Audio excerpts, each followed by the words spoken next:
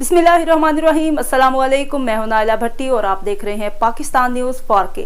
दीना में दीना diagnostic centre की इफ्तिताही तकरीब का इनकाद किया गया, जिसमें इलाका भर सियासी और समाजी कारोबारी शख्सियात ने शिरकत की। इफ्तिताही तकरीब के मेहमान खसूसी साबिक councillor Chaudhry Sultan Mahmood, doctor Aftab, doctor Tauqeer, doctor Asim Rizvi थे। तफसीलात के मुताबिक दीना में दीना डायग्नोस्टिक सेंटर की इफ्तिताही तकरीब का इनकाद किया, जिसमें इलाका भर से सियासी और समाजी कारोबारी शख्सियात ने भरपूर शिरकत की।